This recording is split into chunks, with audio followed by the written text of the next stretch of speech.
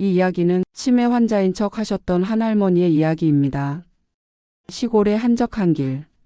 아무도 없는 외딴 길에 한 할머니가 방황하고 계셨습니다.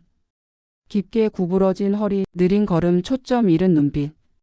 행인 몇 사람이 멀리서 그 모습을 보고 서둘러 경찰에 신고를 했습니다. 잠시 후 경찰차가 도착했고 저 역시 요양보호사로 현장에 동행했습니다. 할머니는 80대로 보였지만 그보다 더 세월에 지친 듯한 모습이었습니다. 경찰이 이름을 물었습니다. 그러나 할머니는 대답을 하지 못했습니다. 성함이 어떻게 되세요? 살던 곳은 어디세요? 몇 번을 물어도 할머니는 고개만 갸웃거리며 미소를 지었습니다. 아무것도 모르겠어요. 내가 누군지도 잘 모르겠네요. 그 순간 경찰과 저는 이분이 치매 환자라고 생각했습니다. 지문을 확인했지만 세월 탓에 이미 다 달아 있었습니다. 신분증도 없었고 가족 연락처도 알 수 없었습니다. 결국 임시보호소로 모시게 되었는데 그곳에서부터 저는 이상함을 느꼈습니다. 보호소 첫날 다른 어르신들과 함께 계실 때 할머니는 옛날 마을 이야기, 어릴 적 추억들을 술술 이야기하셨습니다. 내가 어릴 땐 저기 산 너머에서 봄마다 진달래를 따곤 했지. 그 시절엔 쌀밥 한 그릇이 세상에서 제일 귀한 보물이었어. 그 이야기를 들으며 다른 할머니들은 고개를 끄덕이며 웃었습니다. 그러나 보호사인 제가 경찰관을 모시고 가거나 의사가 진료를 위해 다가오면 상황은 달라졌습니다. 그 순간 할머니는 표정이 바뀌고 입을 꾹 다문 채 눈빛을 허공에 흩뿌렸습니다. 어머니 이름이 어떻게 되세요? 가족 연락처는 기억나세요? 그러면 할머니는 갑자기 멍한 얼굴로 몰라요, 아무것도 모르겠어요. 라고만 대답했습니다. 저는 혼란스러웠습니다. 분명 대화가 가능하신 분인데 왜 유독 의사와 경찰 앞에서만 철저히 치매 환자인 척 하시는 걸까? 며칠이 지나도 상황은 같았습니다. 낮에는 옛 이야기를 나누며 웃으시고 밤에는 보호소 창가에 앉아 멀리 어딘가를 바라보며 긴 한숨을 쉬셨습니다. 그 모습은 마치 모든 걸 기억하고 있지만 일부러 감추는 사람 같았습니다. 경찰은 전국 실종신고를 조회했지만 일치하는 기록은 없었습니다. 이상하다, 이렇게 오래 방황하셨는데 왜 아무도 찾으러 오지 않을까? 경찰의 말에 저도 고개를 끄덕였습니다. 하지만 마음 한편에 불편한 생각이 싹 텄습니다. 혹시 가족이 일부러 찾지 않는 건 아닐까? 보호소에서 한 달쯤 지났을까? 다른 어르신들이 가족 이야기를 꺼낼 때 할머니는 미묘하게 눈빛이 흔들렸습니다. 입술을 깨물며 눈시울이 붉어지기도 했습니다. 그러나 다시 의사가 다가오면 아무것도 모르는 치매 환자처럼 돌아가셨습니다. 저는 그때 확신했습니다. 이분은 단순한 치매 환자가 아니라 자식에게 짐이 되고 싶지 않아 스스로 감춘 것이라는 사실을. 그리고 저는 몰랐습니다. 이 이야기가 몇 달 뒤 가슴을 울리는 진실로 드러나게 될 줄은. 경찰서 접수 창구 앞은 낯선 기척과 낮은 웅성거림으로 가득했습니다. 저는 요양보호사 자격증을 목에 걸고 할머니 곁에 조용히 서 있었습니다. 담당 경찰관이 부드러운 목소리로 질문을 한 항목씩 꺼내 들었습니다. 성함이 어떻게 되세요, 어머니? 살던 동네는 어디십니까? 할머니는 잠시 눈을 감았다가 천천히 고개를 저었습니다. 모르겠어요. 아무것도 생각이 안 나요. 경찰관은 난감한 표정으로 바로 옆 직원에게 눈짓을 보냈습니다. 저는 할머니 손등 위로 살며시 제 손을 폭에 올렸습니다.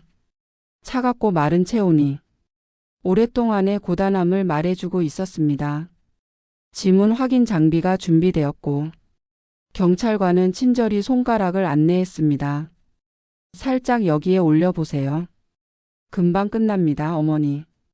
기계는 한참을 깜빡거리더니 결국 인식 실패를 반복했습니다. 세월은 손끝에 선마저 달아 없애버렸던 것입니다. 직원은 여러 각도로 찍어보다가 끝내 고개를 숙이고 말았습니다. 지문으로는 확인이 어렵겠습니다. 다른 방법을 찾아보겠습니다.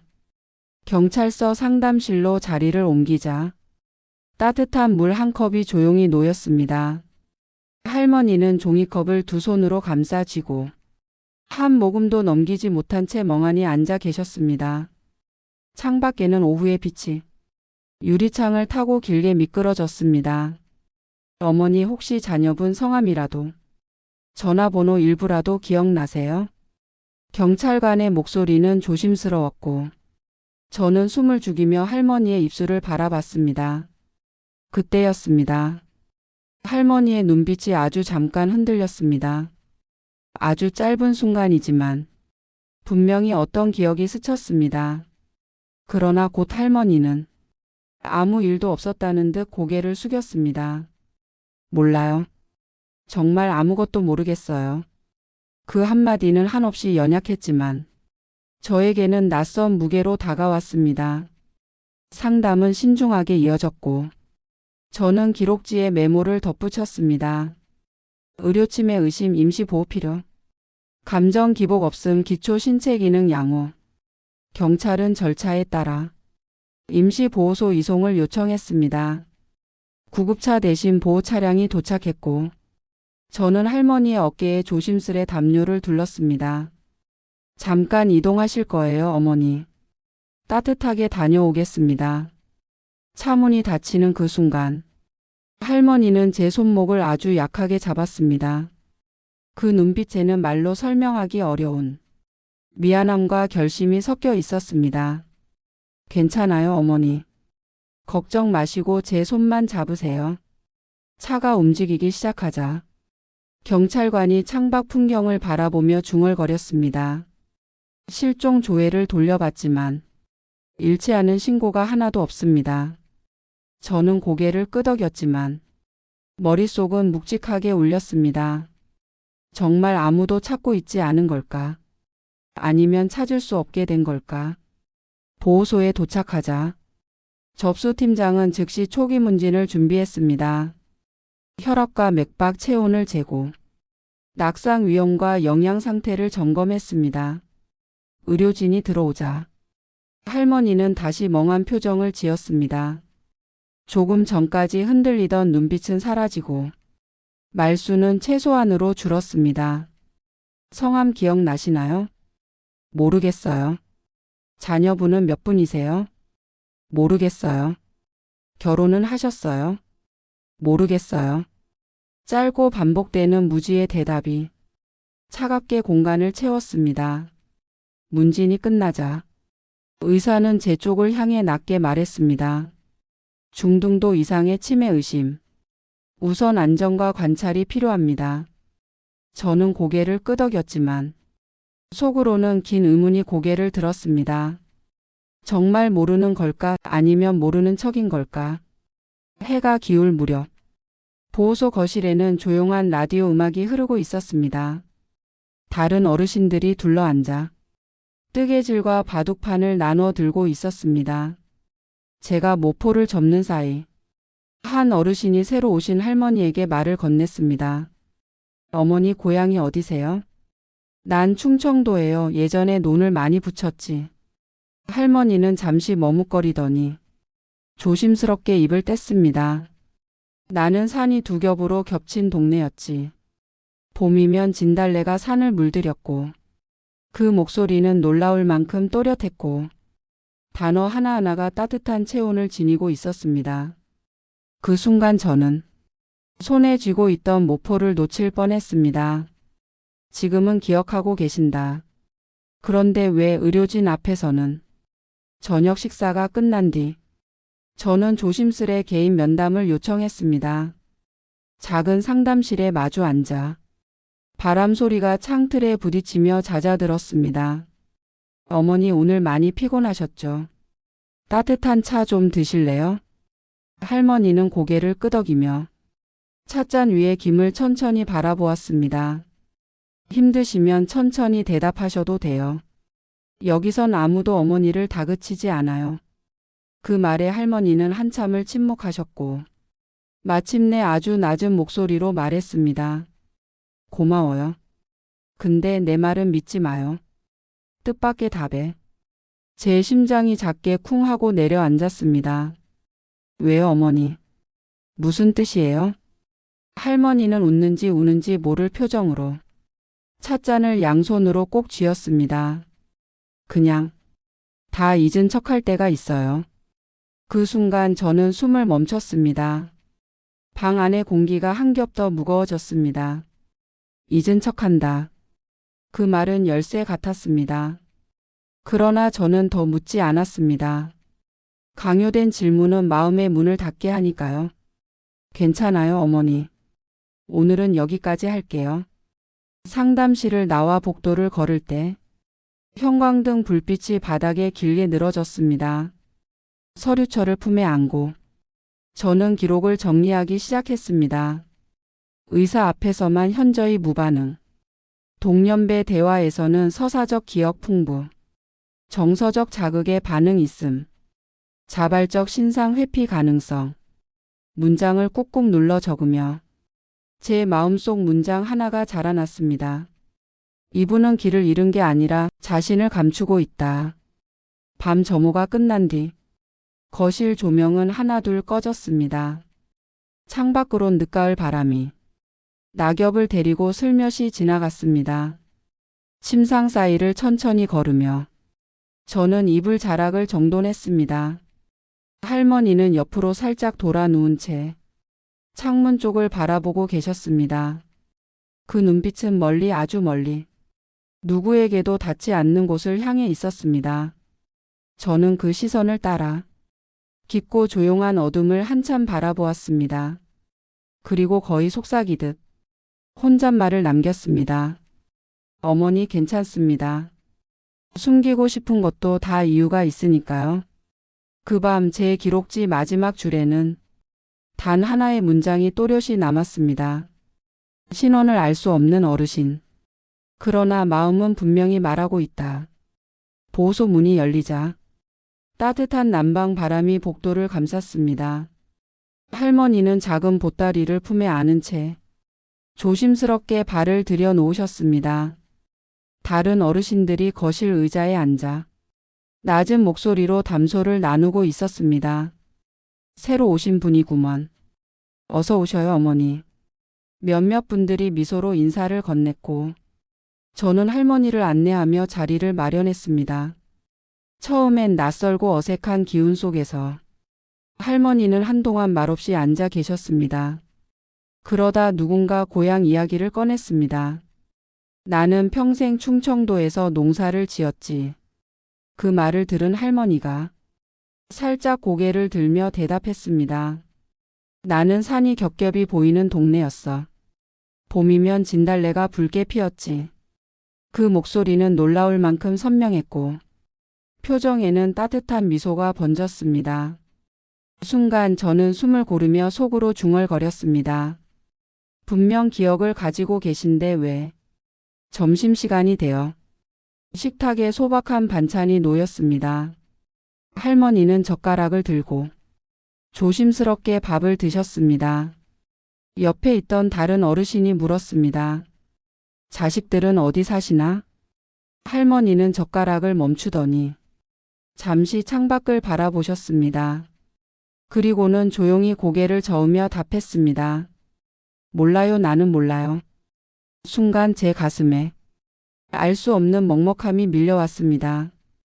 오후에는 건강검진이 이어졌습니다. 혈압과 체온을 재고 간단한 질문이 시작됐습니다. 의사가 앞에 앉아 기록지를 펼쳤습니다. 성함이 어떻게 되십니까? 할머니는 곧장 표정을 바꾸며 멍하니 허공을 바라보셨습니다. 모르겠어요. 결혼은 하셨습니까? 모르겠어요.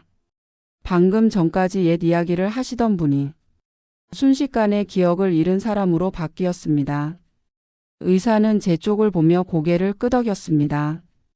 치매 증상 확실히 보이네요. 하지만 저는 속으로 반박했습니다.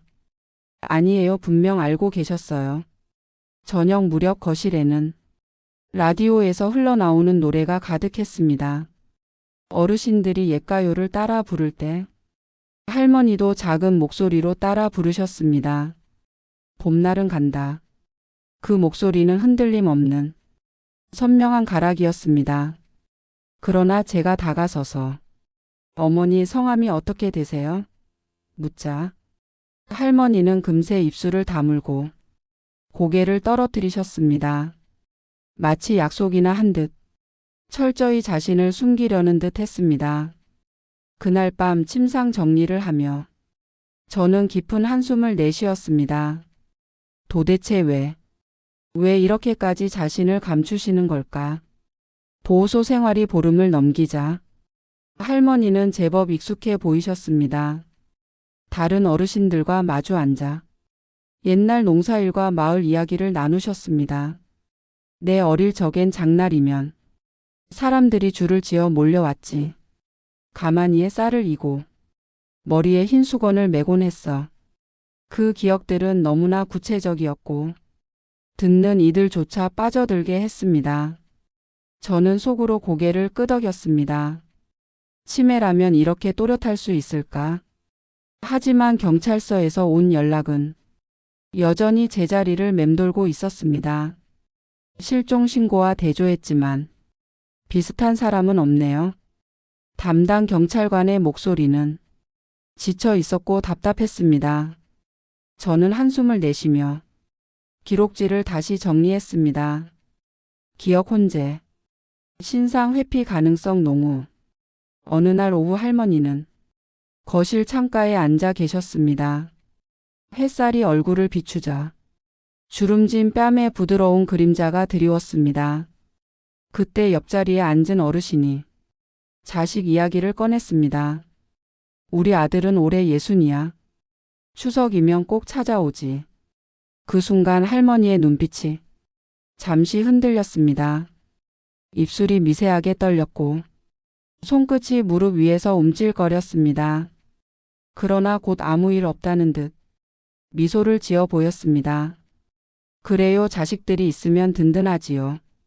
저는 그 미묘한 표정을 놓치지 않았습니다. 분명 뭔가 알고 계신다. 며칠 뒤 정기 건강검진이 있었습니다. 의사가 차트를 펼치며 질문을 던졌습니다. 어머니 성함 말씀해 보실래요? 모르겠어요. 자녀는 몇 분 계세요? 기억이 안 나요. 그 대답은 기계적으로 반복됐습니다. 마치 벽에 부딪히는 듯 답이 막혔습니다.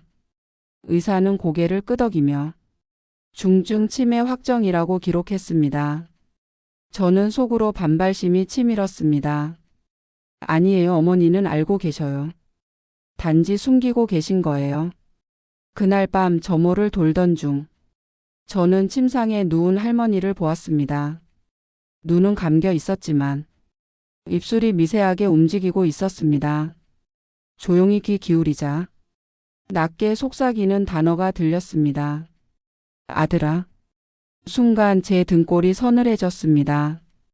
그 목소리는 분명 기억 속 자식을 부르는 소리였습니다.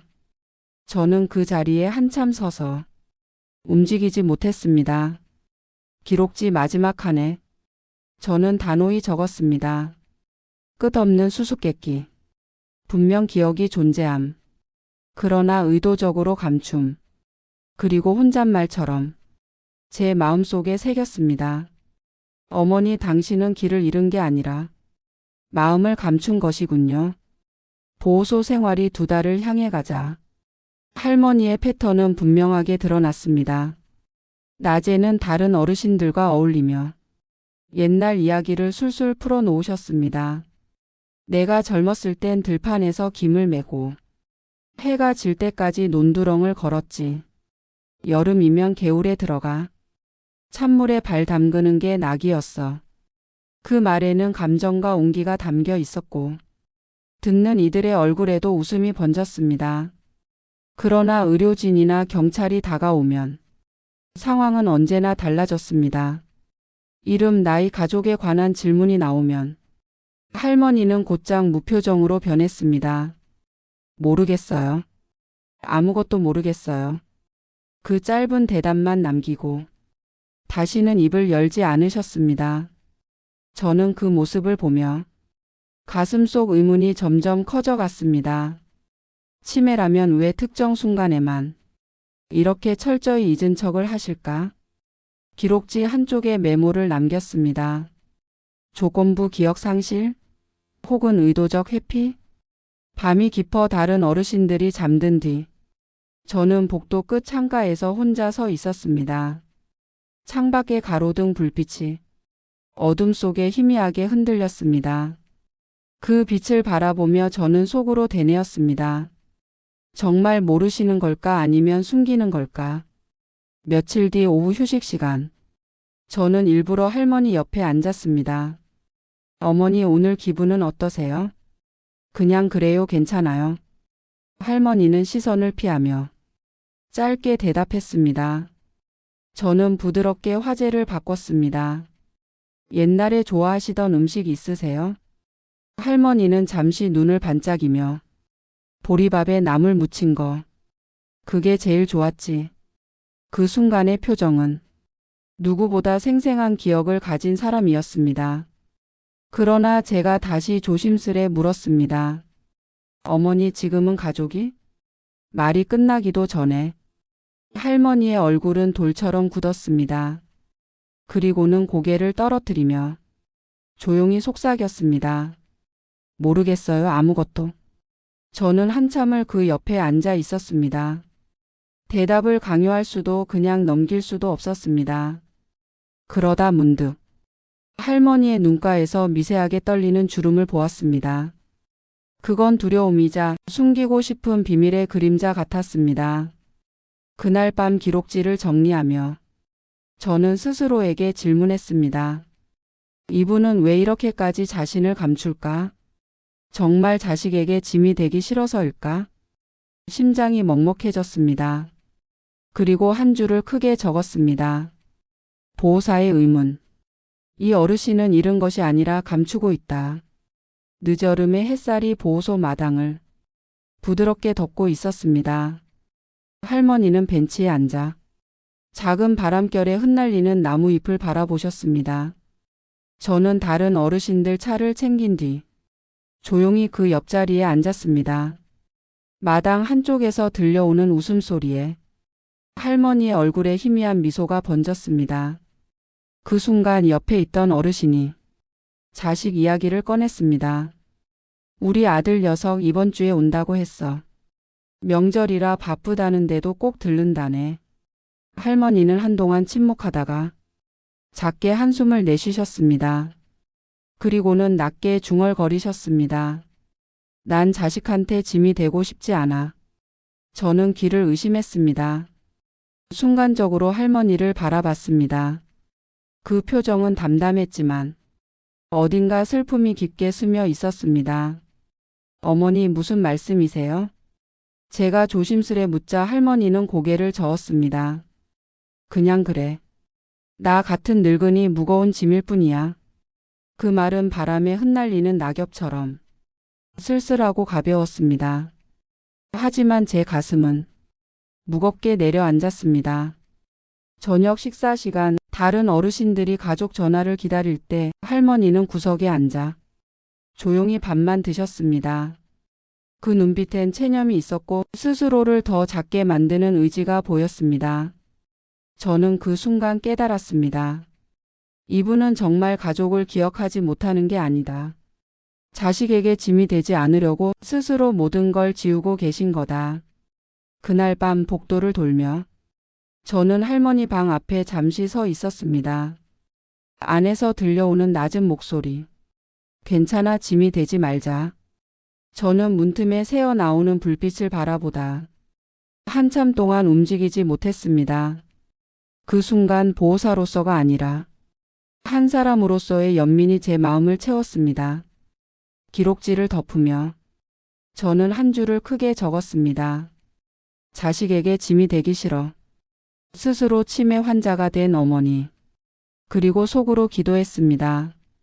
부디 이분의 마음이 전해지기를. 보호소 안은 분주해졌습니다.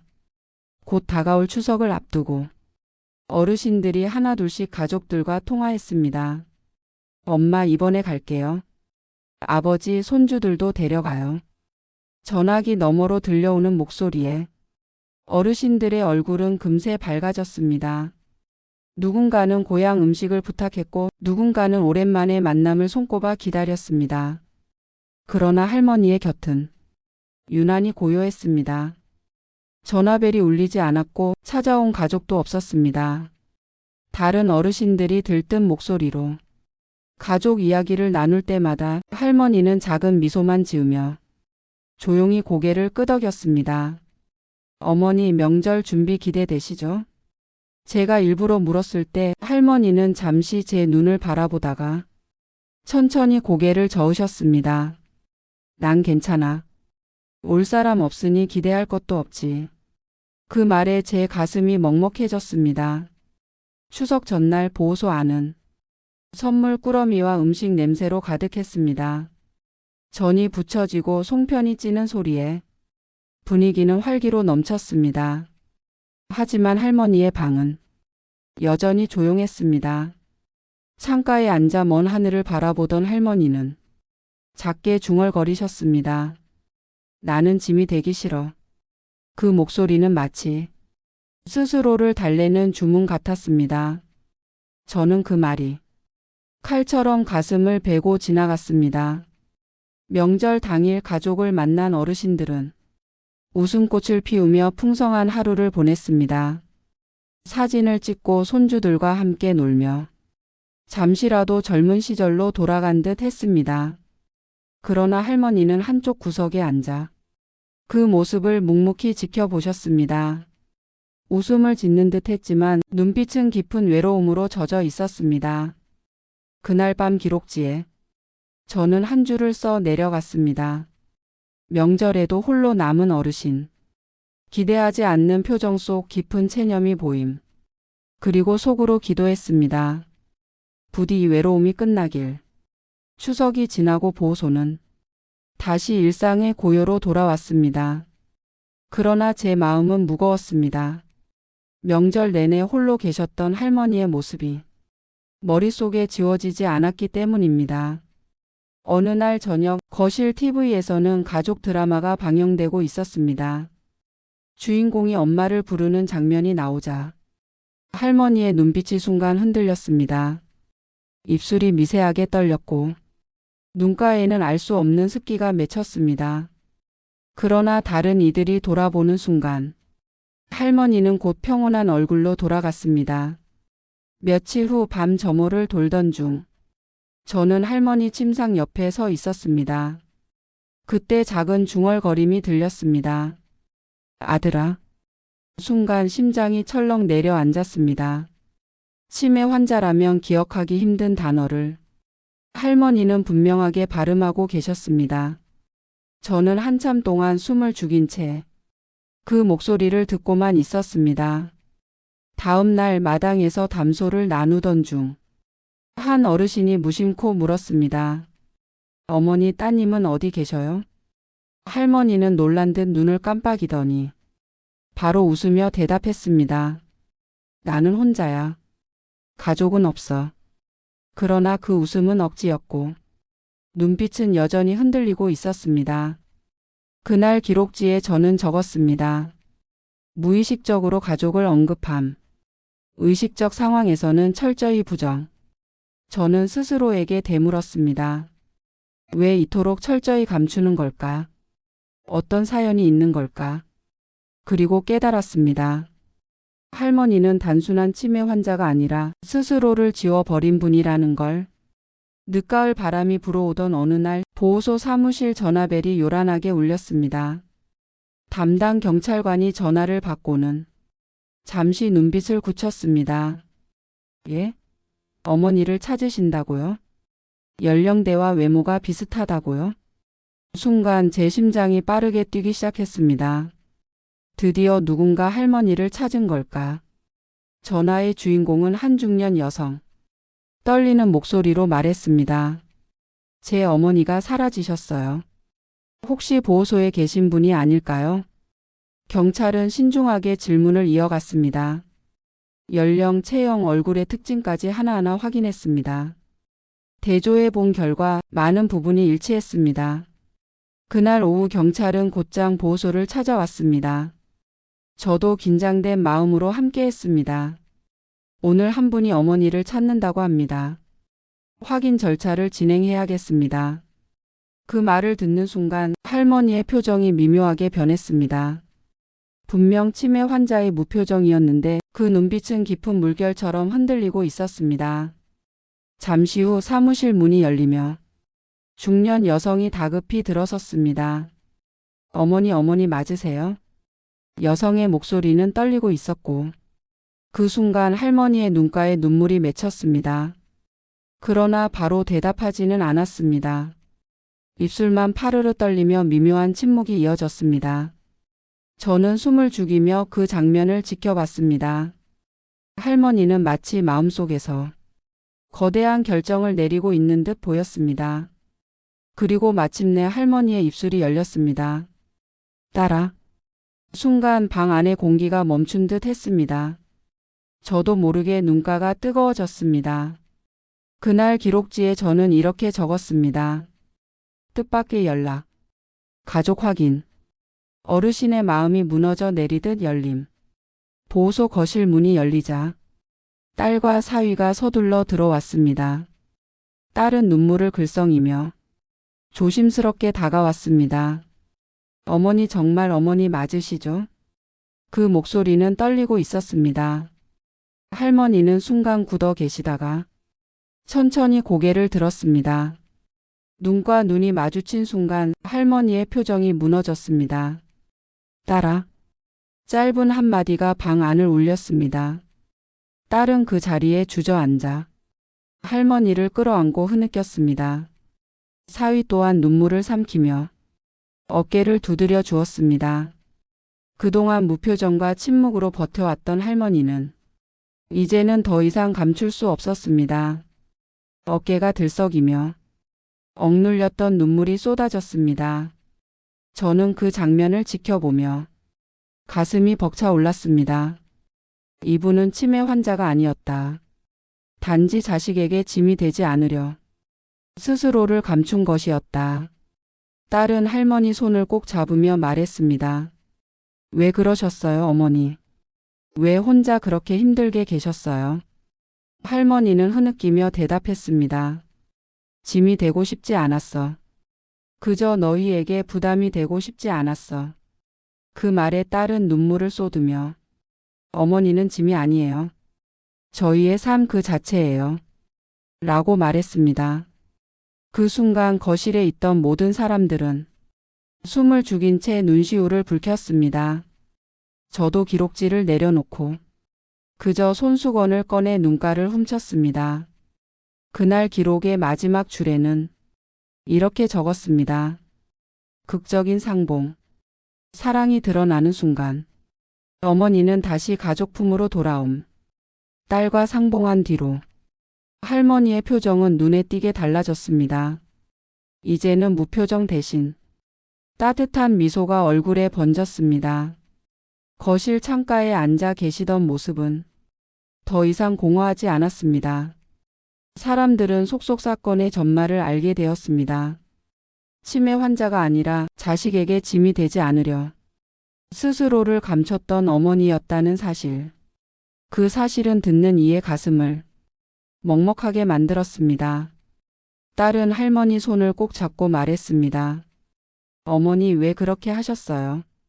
왜 혼자 아프게 계셨어요?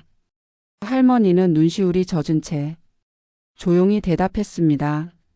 너희 삶의 짐이 되고 싶지 않았어. 내가 사라지면 너희가 편할 줄 알았어.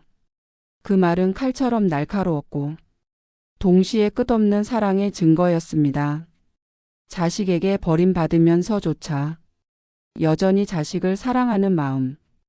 그것이 바로 어머니의 마음이었습니다. 사위는 굳게 다짐하듯 말했습니다. 이제부터는 저희가 지켜드릴 겁니다. 다시는 혼자 두지 않을 겁니다. 딸은 고개를 끄덕이며 어머니의 손을 더 꽉 쥐었습니다. 할머니의 눈에서는 안도의 눈물이 천천히 흘렀습니다. 그날 밤 저는 기록지에 이렇게 적었습니다. 사랑의 무게. 어머니의 마음은 끝내 가족을 지켜냈다. 그리고 혼잣말처럼 속삭였습니다. 어머니, 당신의 사랑은 짐이 아니라 하늘 같은 선물이었습니다. 시간이 흘러 보호소의 기록 속에 할머니의 이야기는 따뜻한 흔적으로 남았습니다. 처음엔 신원조차 알 수 없었던 분, 이름도 나이도 가족도 없는 것 같던 분. 그러나 끝내 드러난 진실은 자식을 위해 모든 걸 감춘 어머니였습니다. 버림받았다 해도 원망하지 않고 홀로 있어도 미소를 잃지 않았던 마음. 그 마음은 오히려 끝없는 사랑의 증거였습니다. 저는 보호사로서 이 사건을 겪으며 깊은 깨달음을 얻었습니다. 어머니란 존재는 짐이 아니라 생의 이유였다는 것.